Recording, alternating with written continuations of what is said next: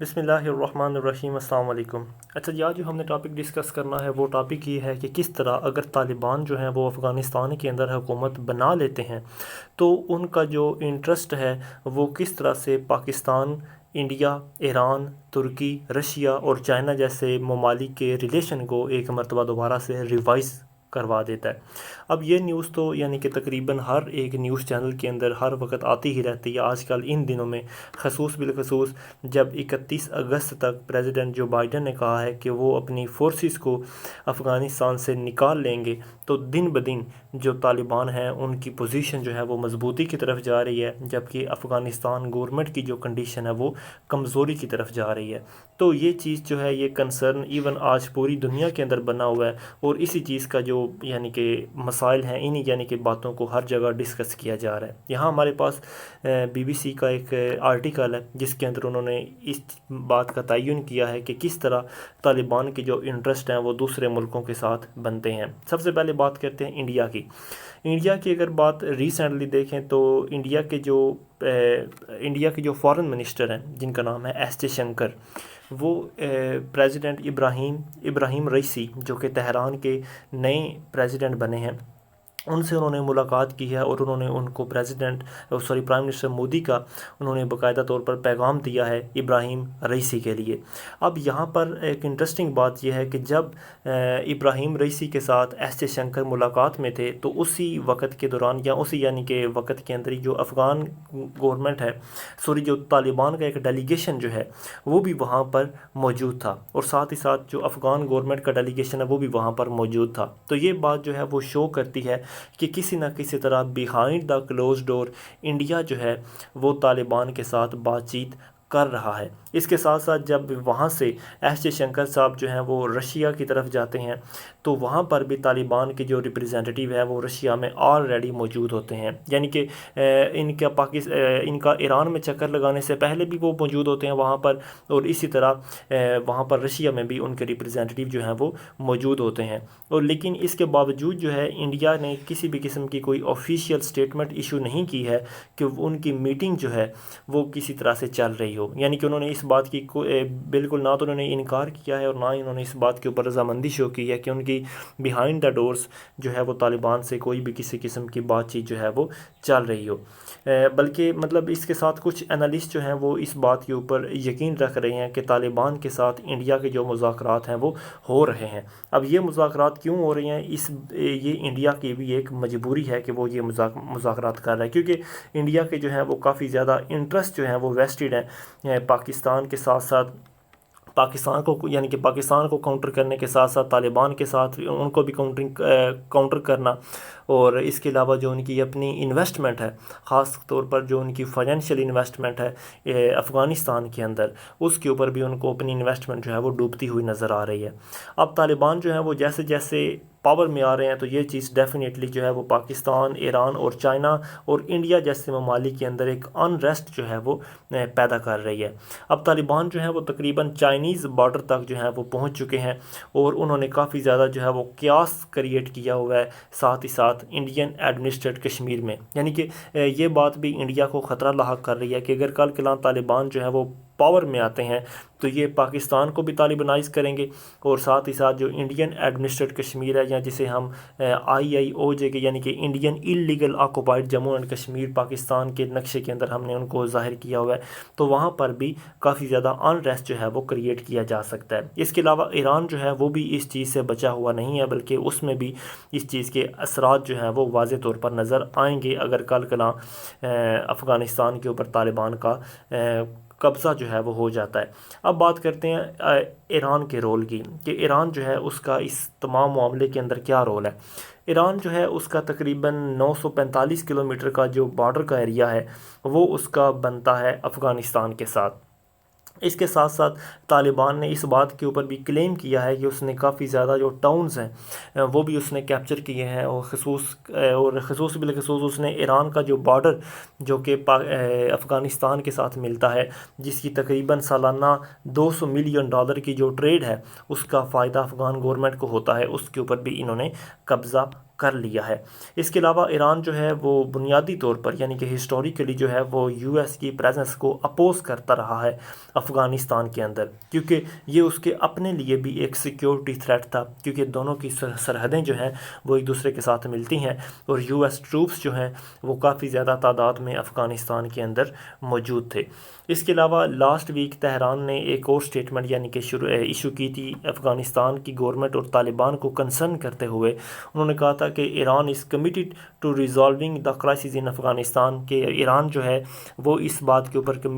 اپنی کمٹمنٹ شو کرتا ہے کہ وہ اپنا افغانستان کے اندر جو کرائسس ہے اس کو ریزالو ہونا چاہیے، بالخصوص جب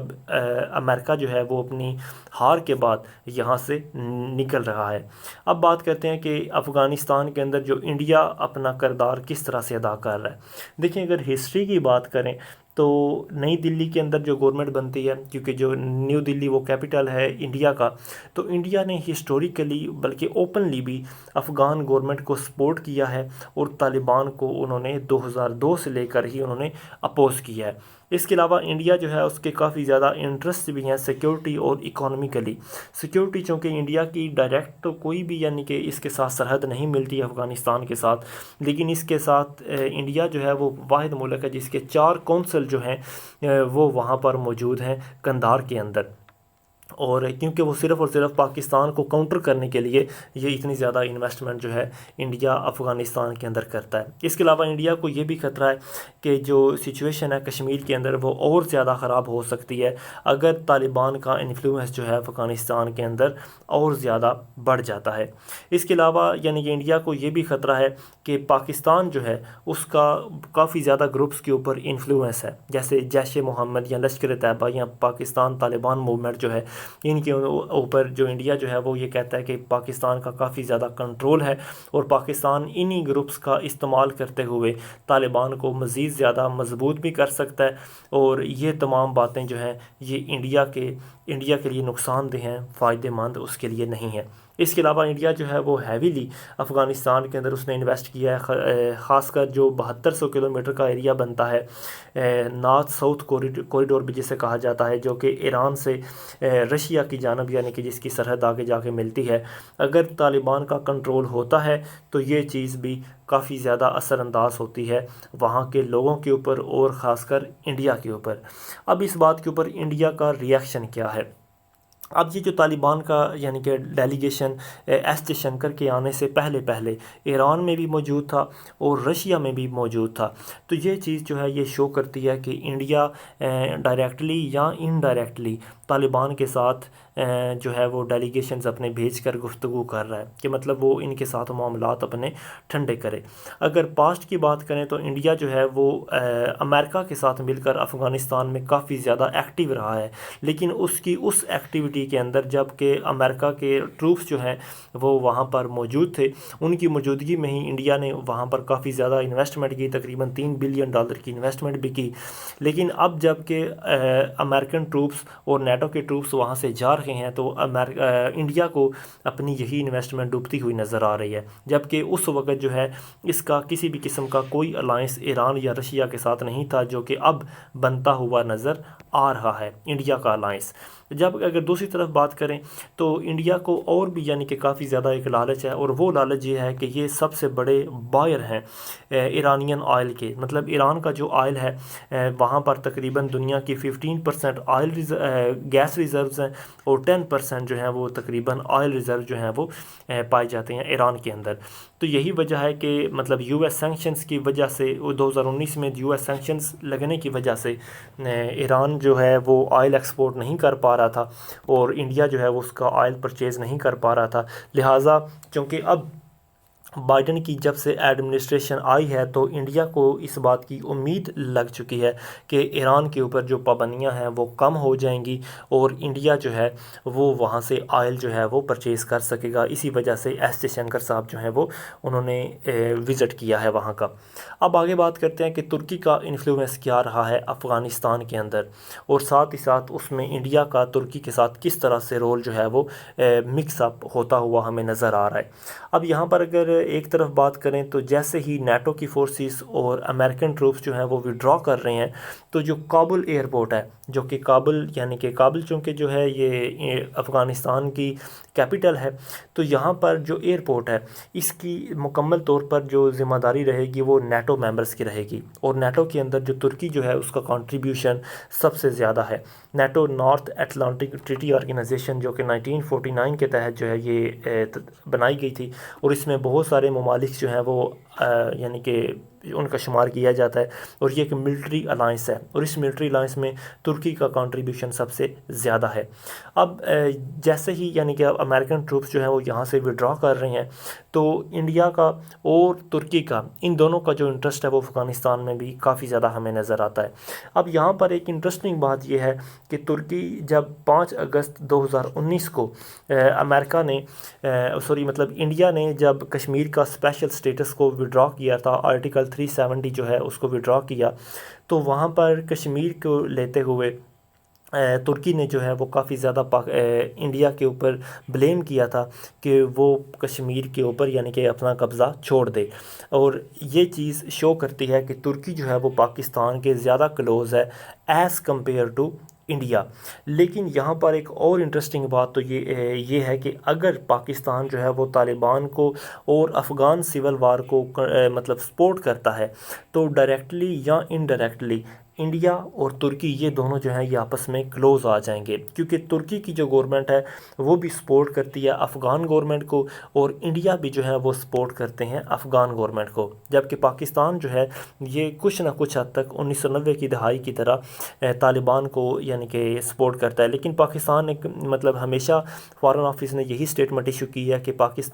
افغانستان کے اندر جو بھی حکومت آئے گی، اگر اس کو افغان لوگوں کی سپورٹ حاصل ہوگی تو پاکستان اس کو ریکوگنائز کرے گا۔ لیکن یہاں پر اگر انڈیا اور ترکی کے ریلیشن امپروو ہوتے ہیں تو یہ چیز انڈیا کے لیے ایک بہت ہی یعنی کہ اچھی خبر ہوگی، کیونکہ اس کا اپنا یعنی کہ اسی کے ذریعے، افغانستان کے ذریعے ہی سینٹرل ایشیا کے اندر اس کی اپروچ جو ہے وہ مزید امپروو ہو پائے گی۔ اب آگے بات کرتے ہیں چائنا کی، کہ چائنا کا اس سارے معاملے کے اندر کیا رول ہے اور کیا رول آگے رہے گا۔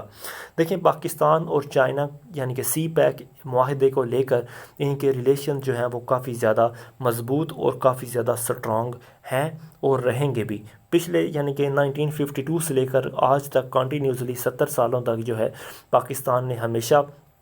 ایک دوسرے کو، ان دونوں ممالک نے سپورٹ بھی کیا ہے، اور پھر سائنو پاک باؤنڈری جو ہے 1963 کے ایگریمنٹ کے بعد جب پاکستان نے اپنے یعنی کہ بارڈر ڈسپیوٹ جو ہے وہ چائنا کے ساتھ سالو کر لیا تھا، تو دونوں ممالک کے درمیان جو ہیں خوشحالی کے راستے اوپن ہو گئے تھے۔ ایکسپرٹس جو ہیں وہ اس بات کو کافی زیادہ باور کرواتے ہیں کہ چائنا جو ہے وہ پاسبلی پاکستان کے اوپر اپنا انفلوئنس شو کرے گا، اور پاکستان کو استعمال کرتے ہوئے وہ طالبان کے اوپر بھی انفلوئنس لائے گا، اور اسی چیز کا استعمال کرتے ہوئے وہ افغانستان میں انویسٹمنٹ بڑھائے گا۔ اس بات کے اوپر یقین کیا جا رہا ہے کہ سونر یا لیٹر چائنا جو ہے وہ افغانستان کے اندر ایک سٹرونگ پلیئر کے طور پر ابھرے گا، اور اس بات کے اوپر بھی یقین کیا جا رہا ہے کہ اگر چائنا کی انوالومنٹ افغانستان کے اندر رہتی ہے تو یہ چیز سینٹرل ایشیا کے آج کے لیے اتنے، انشاءاللہ تعالی باقی ہم نیکسٹ ویڈیو میں ڈسکس کریں گے۔ السلام علیکم۔